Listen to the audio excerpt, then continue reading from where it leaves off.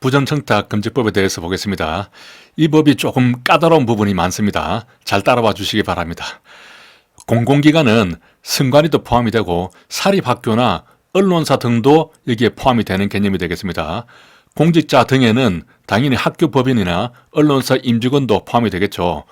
금품 등이라고 하면은 일체의 재산적인 이익, 그리고 각종 편의 제공, 그리고 기타 경제적 이익까지 모두 포함하는 개념이 되겠습니다.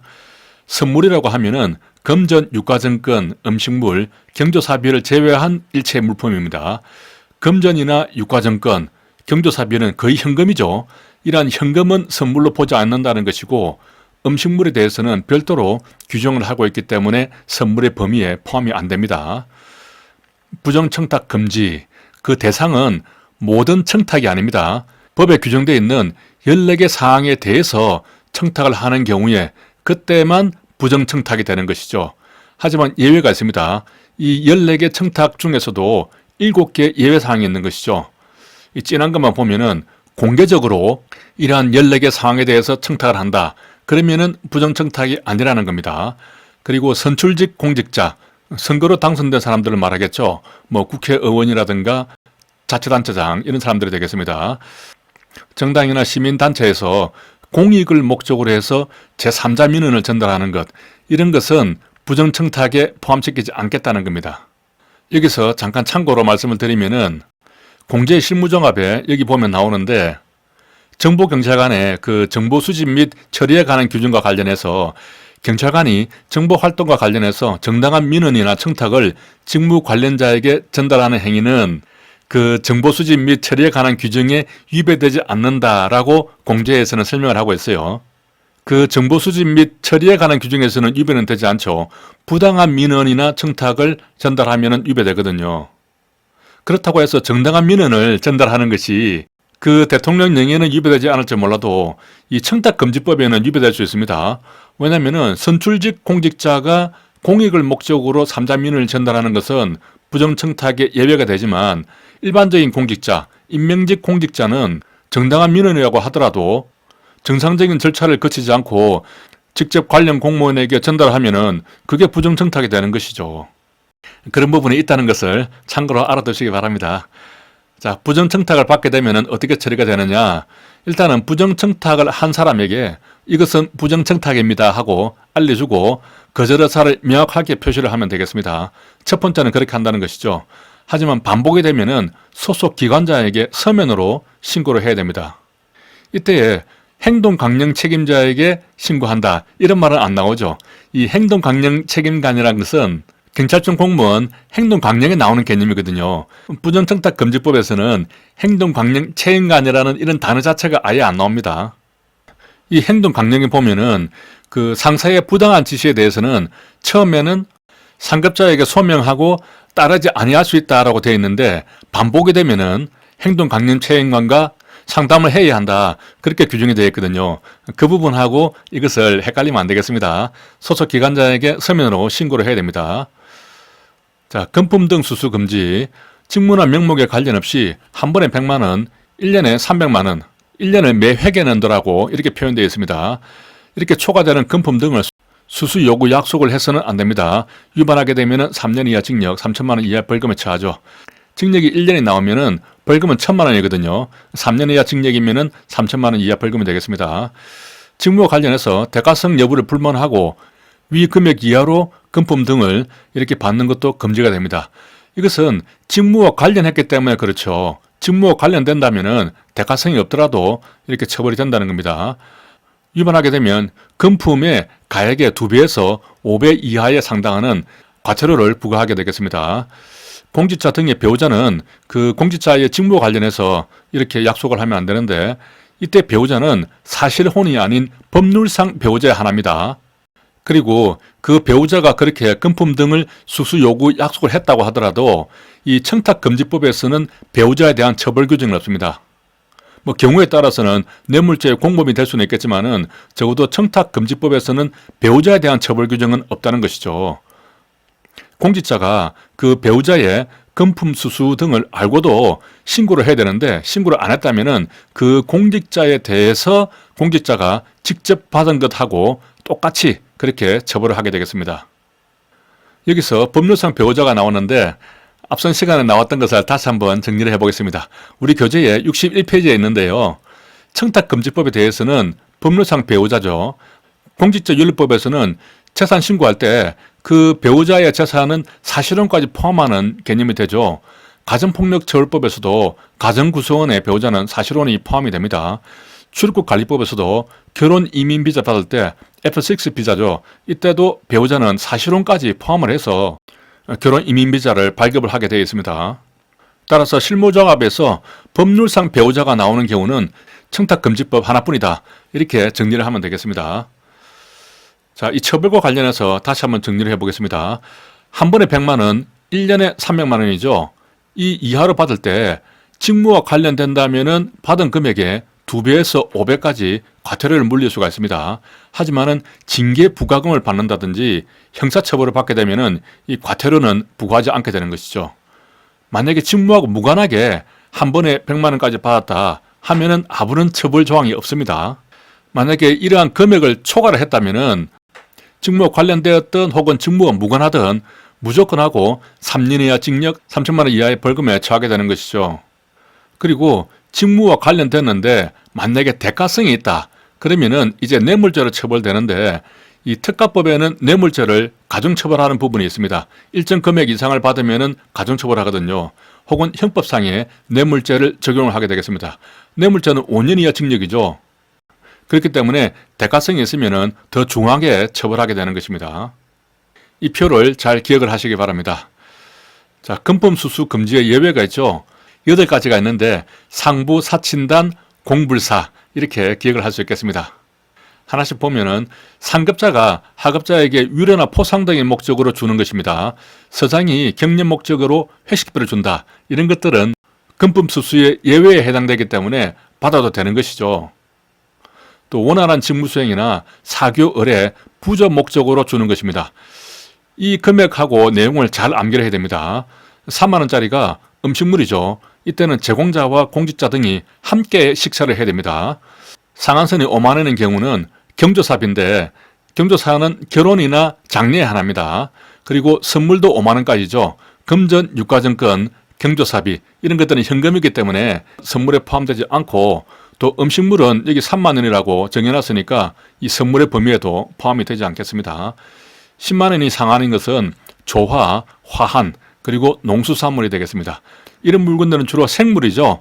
농업이나 어업의 발전을 위해서 10만 원까지로 가장 높이 상한을 정하고 있습니다. 농수산 가공품은 농수산물을 50% 초과해서 가공한 것이 되겠습니다. 이걸 두 문자로 암기하면 먼저 금액부터 3, 5, 10이 되죠. 음경, 선물, 조화, 농이 되겠습니다. 이걸 빨리 읽으면 욕처럼 들립니다. 그리고 조화, 농이죠. 이것도 빨리 읽으면 조화영처럼 들립니다. 자, 함께 받았을 때 그 금액들을 어떻게 계산하는지 이 부분도 계산하는 문제라서 잘 봐야 됩니다. 높은 금액의 품목 상한을 기준으로 전체 금액이 정해지고 또 각 품목별로 상한을 초과해서는 안 됩니다. 예를 들면은 경조사비를 5만 원을 주고 화환을 10만 원을 줬다. 그러면은 이렇게 합해지는 경우에는 화환은 10만 원까지 가능하기 때문에 이걸 기준으로 한다는 겁니다. 그러면 더했을 때 총 금액이 10만 원까지 가능하다는 겁니다. 그런데 지금 15만 원이 되니까 총 상한 기준을 위반한 것이 되죠. 그러면 이제 10만 원까지 맞추려고 화환을 4만 원으로 하고 경조사비를 6만 원을 줬습니다. 그러면 이제 화환이 10만 원까지 가능하기 때문에 전체가 10만 원이면은 그 총 금액은 맞는 것이죠. 하지만 개별 품목에 있어서 경조사비는 5만 원까지 가능하잖아요. 그래서 6만 원이 됐기 때문에 이것도 위법하게 되는 것입니다. 몇 가지 사례를 조금 더 연습을 해보겠습니다. 3만 원짜리 밥을 얻어먹었습니다. 그리고 옆에 카페에 가서 또 그 사람이 커피를 샀습니다. 이 경우는 식사를 하고 바로 옆에 있는 카페로 가서 커피를 마셨기 때문에 시간, 장소적으로 근접하다 이거죠. 그런 경우는 전체를 다 합산을 해버립니다. 그러면 3만 6천 원이 되기 때문에 위반이 되는 것이죠. 만약에 골프장에 가서 5만 원어치 골프 접대 선물을 받았다. 이런 경우는 이 선물이라고 할 때는 선물은 금전, 유가증권, 음식물, 경조사비를 제외한 물품이 되어야 합니다. 골프비를 대신 내주는 것은 물품이 아니기 때문에 선물에 들어가지 않습니다. 이것은 향응수수에 해당되어서 위법하게 됩니다. 직무 관련자가 결제만 하고 같이 밥을 먹지 않고 공직자만 밥을 먹었습니다. 이런 경우는 사교 의뢰 목적으로 음식물을 받을 수 있기 때문에 같이 동석하지 않았다. 이런 경우는 위법하게 되겠습니다. 자, 돌잔치에 가가지고 5만 원 부조금을 줬습니다. 이런 경우에 경조사는 결혼이나 장례에 한정이 되기 때문에 생일이나 돌, 집들이, 승진, 퇴직, 출판 기념회 이런 것들은 경조사에 해당되지 않습니다. 따라서 현금으로 줄 수가 없습니다. 다만 선물은 5만 원까지 가능하니까 5만 원짜리 애 기저귀라든가 이런 것들을 사다 주는 것은 문제가 없겠습니다. 여기에 경조사는 결혼이나 장례에 한정한다 하는 내용은 우리 법이나 시행령에 보니까 이런 내용은 구체적으로 규정되어 있지는 않아요. 하지만 국민권익위에서 나온 그 법 해설 자료를 보니까 경조사는 결혼이나 장례에 한정한다 그런 내용이 있더라고요. 이 내용은 유권 해석으로 이렇게 되는 것 같습니다. 사적 거래로 인한 채무 이행 등 정당한 권한에 의해서 제공되는 금품은 당연히 금품 수수의 예외에 해당되겠죠. 예를 들어서 내가 100만 원을 빌려줬단 말이죠. 그걸 다시 돌려받는 겁니다. 돈을 받았잖아요. 그런 것은 정당한 권한이 있는 것이죠. 이유가 있는 것입니다. 하지만은 그냥 주는 것, 정려는 여기에 포함되지 않습니다. 여기에 포함되지 않는다는 것은 금품 수수 예외에서 포함되지 않으니까 금품 수수에 해당된다는 것이죠. 예외에 해당되는 겁니다. 이 부분에서 조금 이제 헷갈릴 수 있는 것이죠. 이것하고 좀 비슷하게 규정된 부분이 우리 공무원 행동 강령 보면은 직무 관련자와 거래에 있어서 무상은 포함해서 신고를 해야 된다 이런 부분이 있습니다. 당연히 무상으로 주는 것도 신고를 해야겠죠. 결론적으로 말하면 어떤 정려를 받든지 혹은 무상으로 받든지 모두 다 신고를 해야 되는 대상에 들어가게 됩니다. 이렇게 말하면 이해가 되시죠? 하지만 시험에 나오면 이 말이 조금 순간적으로 헷갈릴 수 있습니다. 그래서 이 사적 거래하고 괄호 열고 정예가 나오면 정예는 제외다. 그리고 무상은 포함한다. 이렇게 기본적으로 암기를 하는 게 좋습니다. 정예는 제외한다고 할 때 지읒지읒이 나오죠. 무상은 포함. 이렇게 눈에 좀 익혀두면 훨씬 문제 풀기에 좋습니다. 공직자 등의 친족이 주는 금품은 받아도 된다는 겁니다. 이때 친족은 8촌 이내의 혈족이고 4촌 이내의 인척, 배우자 등입니다. 이게 이제 민법에 나오는 부분인데요. 이때는 8촌까지 가능한 것이죠. 예를 들어서 경찰관이 결혼식에서 5촌 당숙이 축의금으로 200만 원을 주는 경우입니다. 당숙이 좀 잘 사는 것 같아요. 이 당숙이라고 하면은 아버지의 사촌을 말합니다. 그러면 5촌이 되는 것이죠. 이런 경우는 감사합니다 하고 받으면 되겠습니다. 또 단체에서 그 기준에 따라서 구성원에게 제공하는 금품, 그리고 장기나 지속적인 친분 관계에 있는 공직자인데 질병이나 재난을 당했다면 그런 사람에게는 도와줘도 된다는 것이죠. 이때 단체는 직원 상조회, 동호회, 동창회, 향후회, 친목회, 종교단체, 사회단체 이런 단체가 되겠습니다. 그 기준에 따라서 주는 것은 받아도 된다는 것이죠. 공식적인 행사에서 통상적인 범위로 일렬적으로 제공하는 교통비나 숙박비, 음식물 등은 받아도 되고요. 또 불특정 다수인에게 배포하는 기념품이나 홍보품, 경연이나 추첨으로 받는 상품은 받아도 상관없겠습니다. 예를 들면은 대형마트에 가서 추첨으로 외제차가 당첨돼 버렸습니다. 외제차는 뭐 몇천만 원 하겠죠. 그런 경우는 세금 내고 그 외제차를 가져오면 되겠습니다. 그 밖에 법령 기준 또는 사회 상규에 따라서 허용되는 금품 이런 경우도 가능하겠습니다. 외부 강의 사례금입니다. 신고 대상은 사례금을 받는 외부 강의만 사후에 10일 내로 신고를 하면 되겠습니다. 사례금을 받는 강의만 신고를 하기 때문에 무료 강의는 신고할 필요가 없는 것이죠. 또 외부 강의인데 이때 외부는 우리 경찰뿐만 아니라 국가나 지자체에도 모두 포함되는 개념입니다. 그러니까 다른 국가기관이나 다른 지방자치단체에 가서 강의를 해도 내부 강의로 봐서 신고할 필요가 없는 것이죠. 그리고 또 사전에 신고할 필요가 없습니다. 사후에 10일 내로만 신고하면 되겠습니다. 강의를 하면 열강을 하겠죠. 열강을 하기 때문에 10일이다 이렇게 기억을 할 수 있겠고요. 신고할 때 신고 내용을 알 수 없는 경우가 있습니다. 그렇다면 그 부분만 제외하고 일단 신고를 한 다음에 나중에 추후에 알게 되면은 알게 된 날부터 5일 이내로 보완을 하면 되겠습니다. 5일 이내로 보완을 하기 때문에 우리 5일 보충하죠. 5일이 나오면은 5일로 많이 바꿨죠. 상한 기준을 보면은 일반적인 공무원이나 공직 유관단체 임직원 등은 40만 원입니다. 강의 등은 1시간이고 기고는 한 건당으로 계산을 하는데 만약에 1시간을 초과해서 강의를 한다. 그러면은 2시간이면 80만 원이 될 것 같죠. 하지만은 총액은 강의 시간에 관계없이 2시간을 하든 3시간이 하든 1시간 상한액에 100분의 150에 해당하는 금액, 조금 어렵게 표현이 되어 있는데 50%를 더 초과해서 받지는 못한다. 그 말이 되겠습니다. 그러면 40만 원에서 50%를 추가하면 총 60만 원이 됩니다. 그래서 우리 공무원 같은 경우는 60만 원이 상한이 되는 것이죠. 이러한 금액에는 강의료, 원고료, 출연료 이런 명목에 관계없이 공직자 등에게 제공하는 일체의 사례금을 포함하게 되겠습니다. 만약에 그 소속기관에서 교통비나 숙박비, 식비 등 이러한 여비를 지급받지 못했다. 그런 경우에는 여비 규정의 기준 내에서 실비 수준으로 제공되는 교통비나 숙박비, 식비는 총 금액에서 제외할 수 있겠습니다. 자, 초과 사례금을 받는 경우가 있죠. 상한이 60만 원인데 예를 들면은 70만 원을 줬단 말이죠. 그러면은 그것을 안날부터 이틀 내에 기관장에게 제가 10만 원 더 받았습니다 하고 신고를 하고 지체 없이 10만 원을 돌려주면 되겠습니다. 만약에 그렇게 돌려주지 않는다. 그러면 기관장은 7일 내로 그 공무원에게 반환해야 할 초과 사례금을 계산을 해가지고 통지를 해줍니다. 그러면은 이제 반환을 하고 기관장에 다시 신고를 하면 되겠죠. 만약에 신고를 하지도 않고 반환하지도 않으면은 500만 원 이하의 과태료에 처하게 되겠습니다. 여기서는 2하고 7이라는 이 숫자를 잘 기억을 해야 됩니다. 만약에 초과로 돈을 더 받았다면은 이체해주면 되잖아요. 여기서 2하고 7이 나옵니다. 쉽게 기억할 수 있겠죠. 위반 행위에 대해서 신고를 하는데 이 법을 위반한 그 공공기관이나 감독기관 혹은 감사원이나 수사기관에 신고를 할 수 있겠죠. 국민권익위원회에도 신고를 할 수 있겠습니다. 신고를 하게 되면은 일단 조사기관은 조사나 수사를 하겠죠. 그게 종료가 되면은 10일 내에 신고를 한 사람에게 통지를 해주면 되고 만약에 권익위원회에서 통보를 받았다고 하면은 권익위원회로 통보를 해주면 되겠죠.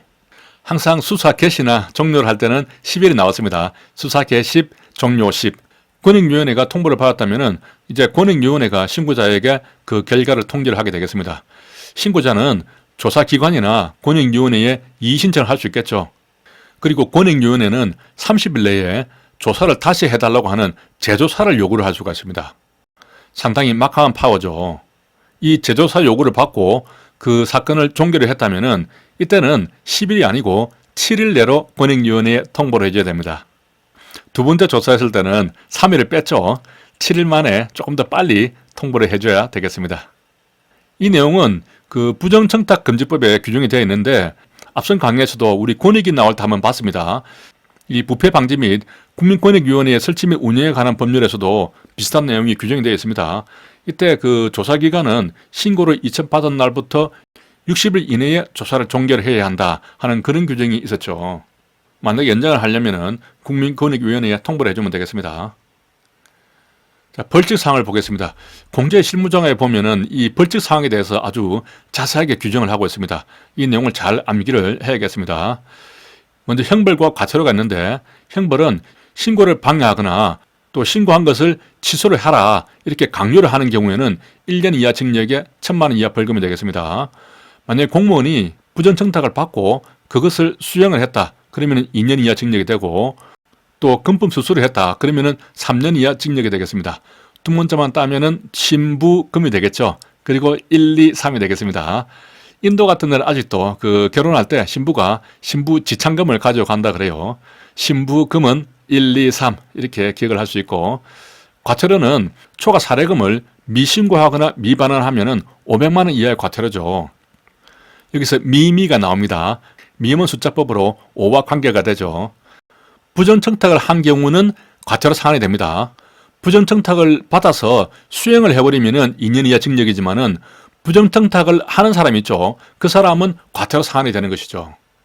누구든지 제3자를 통해서 부정청탁을 했다. 그러면은 1,000만 원 이하 과태료고 공직자 이외의 사람, 그러니까 일반인이 되겠죠. 법 조문에는 공직자 이외라고 되어 있으니까 일반인으로 이해를 하면 되겠습니다. 그런 사람들이 제3자를 위해서 부정청탁을 하면 2천만 원 이하고, 만약에 일반인이 아니고 공직자가 제3자를 위해서 부정청탁을 했다, 그러면 3천만 원 이하가 되겠습니다. 하지만 자신이 자기 민원을 직접 부정청탁하는 경우에는 처벌 규정이 아예 없습니다. 다만 공직자가 자기 민원을 부정청탁을 했다, 그러면은 일단 금지 행위에 해당되기 때문에 징계 사유는 될 수는 있습니다. 두 문자를 보면은 미미 통일공이 되겠습니다. 미미는 오하고 관계가 되고요. 통일공, 미미라고 하면은 집에서 키우는 그 작은 강아지들을 미미라고 이름을 잘 붙이죠. 그런 개들은 이 공을 좋아합니다. 특히 통일공을 좋아하죠. 미미란 데서 숫자법으로 5니까 500만 원을 연상할 수 있고, 통일공 123 이렇게 기억을 하면 되겠습니다. 한꺼번에 신부금 123, 미미 통일공 500이 나오고 123 이렇게 하면은 쉽게 기억을 할 수 있겠죠. 위에 이 과태료 부분이 조금 이해하기 어렵기 때문에 다시 표를 가지고 한번 설명을 해드리겠습니다. 이제 A가 B에게 부탁을 합니다. 공무원에게 청탁을 좀 해달라고. 그래서 B가 공직자에게 청탁을 하는 것이죠. 이것이 제3자를 통해서 부정청탁하는 것입니다. A가 B를 통해서 제3자를 통해서 청탁을 하는 경우죠. 이랬을 때 A는 1,000만 원 이하 과태료를 받는 것이죠. 그러면 B의 입장에서는 이제 A를 위해서 C에게 청탁을 하는 겁니다. 그것이 제3자를 위해서 하는 것이죠.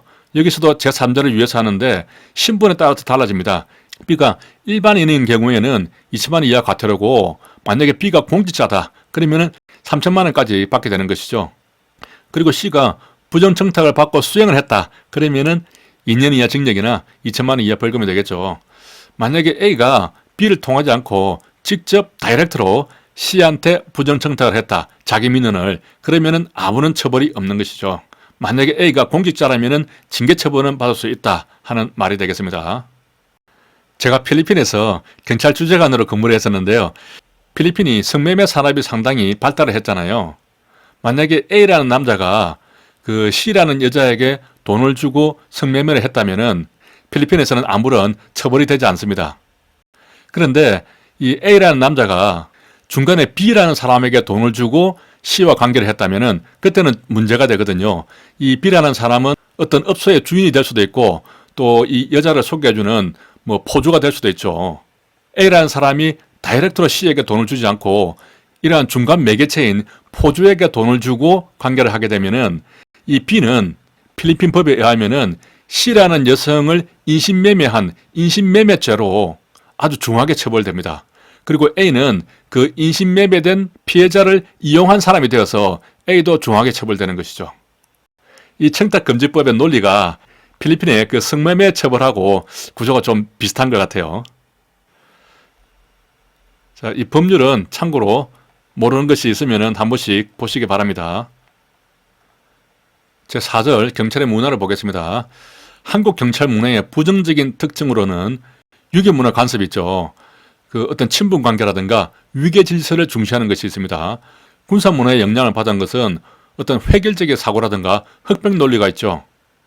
이 획일적인 사고와 흑백 논리를 유교 문화의 영향이다 이렇게 연결시키면 틀린 질문이 되는 것입니다. 자, 권위주의 문화는 토론 문화를 저해하고 상사가 독단적으로 결정하는 부분이 있고요. 의식주의라는 것과 형식주의라는 것은 같은 말입니다. 그냥 의식주의 이러면은 이게 무슨 말이지 하고 좀 헷갈릴 수가 있어요. 실제 일하는 것보다 서류 작성을 더 중요시하는 것이죠. 가족주의는 혈연, 지연, 출신 학교 등 자연 발생적인 귀족 집단에서 발생하는 그런 인간적인 유대를 강조하는 것입니다. 여기서는 자연 발생적인 귀족 집단이죠. 혈연, 지연, 출신 학교. 정적 인간주의는 그러한 자연 발생적인 경계를 넘어서 의식적으로, 의도적으로 잘해주는 것입니다. 내가 친하니까 잘 봐줄게. 이런 것들이죠.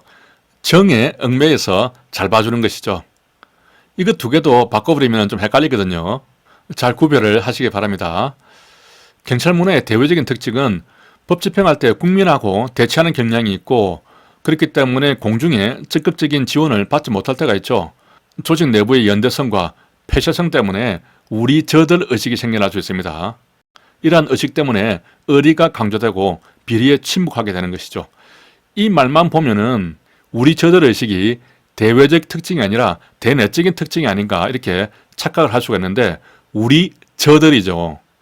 저들 할 때는 상대편을 의식한 부분이기 때문에 대외적인 특징이다 이렇게 구별하셔야 됩니다.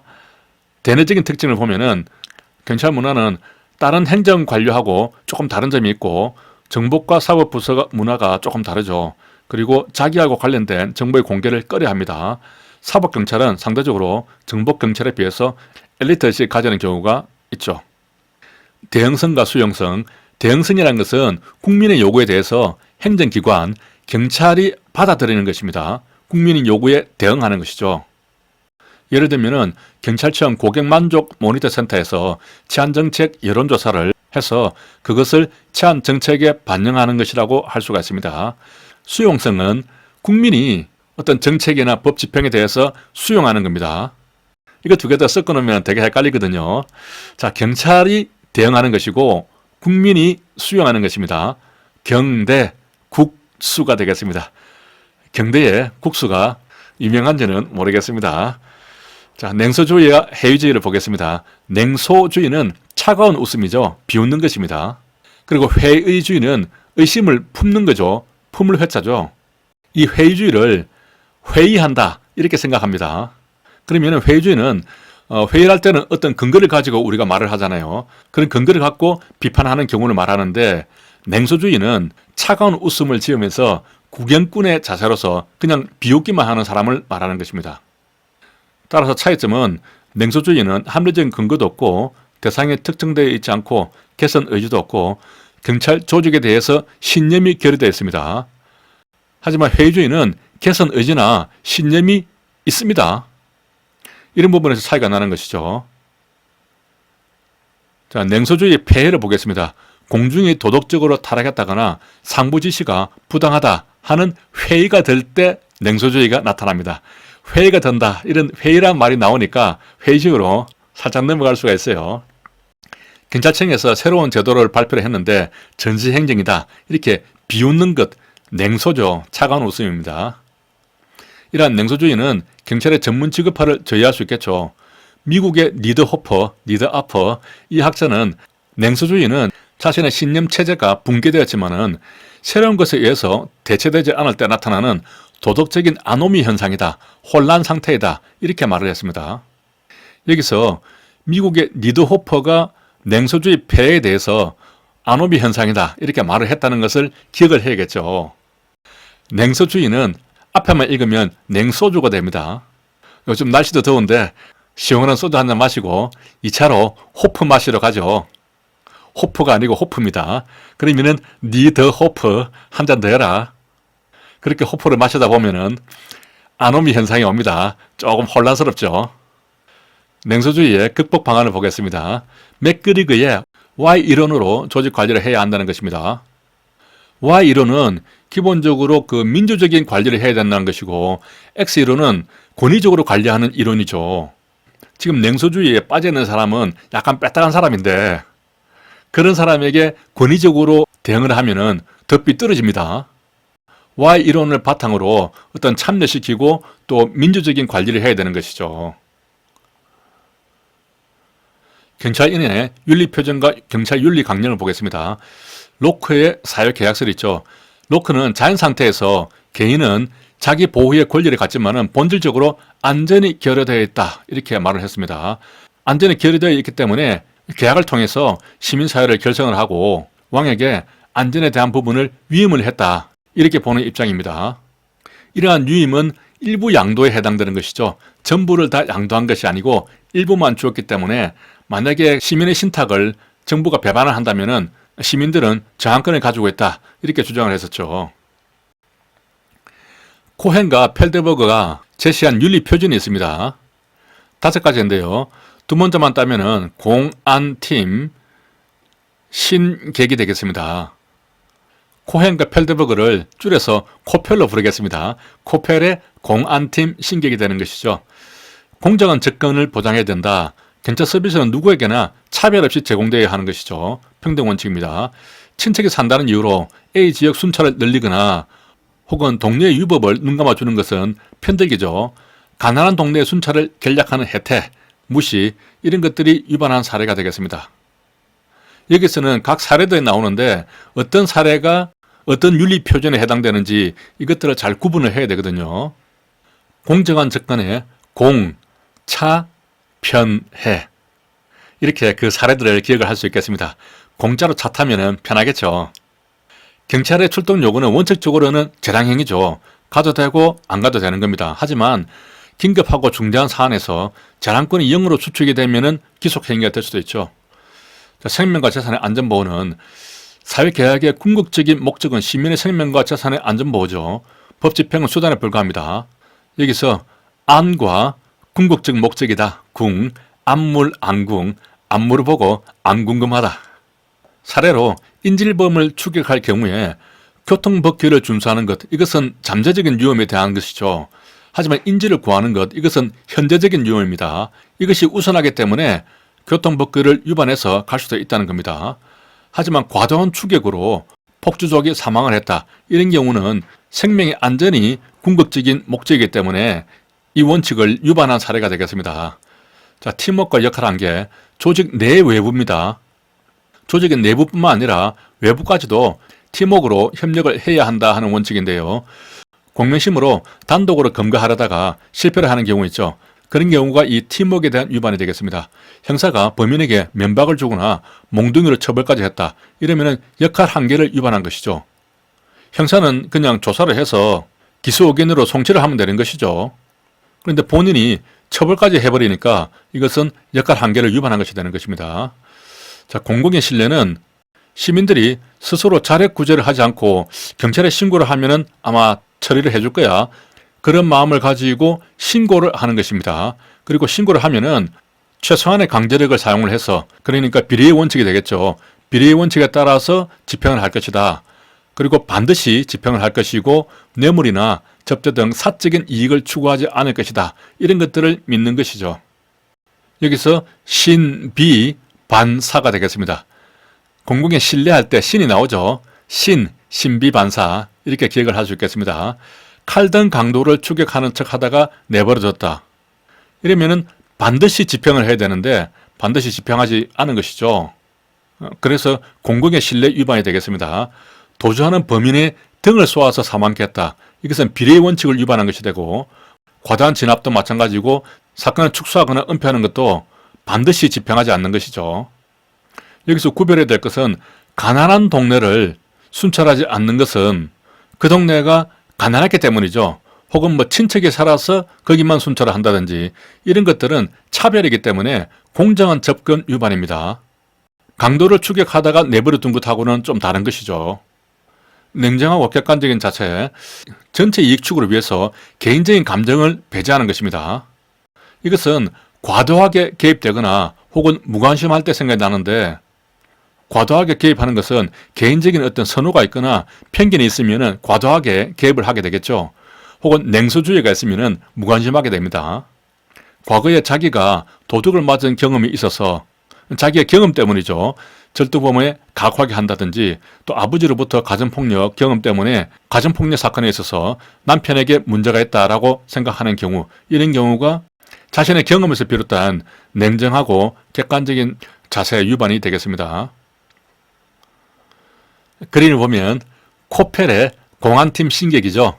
공차편입니다. 공차는 음료수 같은 거 파는 그 체인점이 있습니다. 공차라고. 여기서 그 음료수를 시키면 아래에 보면 이 깨구리 알 같은 것이 막 들어있어요. 이게 그 음료수가 참 맛있더라고요. 기회가 되면 공차 한번 드셔보시기 바랍니다. 공차 편에 안물 안궁이 되는 것이죠. 경찰 윤리 강령을 보겠습니다. 기능은 대외적인 기능이 있고 대내적인 기능이 있습니다. 윤리 강령을 만들면 대외적으로는 국민들에게 우리 경찰은 이런 수준으로 서비스를 하겠다 하는 그런 수준에 대한 확신을 줄 수 있겠죠. 국민과의 공공관계를 개선하고 또 과도한 요구에 대한 책임을 제한할 수 있습니다. 우리는 여기까지만 서비스를 제공한다고 이렇게 미리 공표하지 않았습니까? 하면서 과도한 요구에 대한 제한하는 기능도 있겠죠. 경찰에 대한 국민의 평가 기준이 될 수도 있고, 경찰의 전문 직업화에 기여할 수도 있겠습니다. 쿠크년의 학자가 말을 했죠. 앞선 시간에도 나왔지만은 전문직은 대체적으로 자기들만의 그 윤리 강령이 있고 자율적으로 통제하는 기능이 있죠. 이런 내용에 대해서 클라이 니가 강조했습니다. 클라이 니 히 할 때 히가 나오니까 휘슬 블로잉, 내부 고발에 대해서 말을 한 사람이죠. 여기서는 니에 주목합니다. 니 그러니까 유가 되죠. 그래서 대외적인 측면을 강조했다. 이렇게 볼 수가 있고, 대내적인 기능은 조직 구성원의 자질을 통제하는 기준이 됩니다. 또 경찰 조직의 기준을 제시하고 조직에 대한 소속감을 고취를 하고 조직 구성원에 대한 교육 자료로서 활용도 되겠습니다. 대내적인 것은 보면은 조직이란 말이 공통적으로 들어가죠. 이런 것들은 대내적인 기능이 되겠습니다. 이 두 가지를 섞어 놓고 골라내는 문제가 나오거든요. 대내적인 기능에 대해서는 데이비스가 강조를 했는데 경상도 말로 읽으면은 데이비스 이렇게 읽을 수 있겠죠. 우리가 돼 있다 그러면은 상당히 마음적으로 상처를 입은 경우를 말합니다. 대내적으로 상처를 입죠. 이런 윤리 강령에 문제점도 있습니다.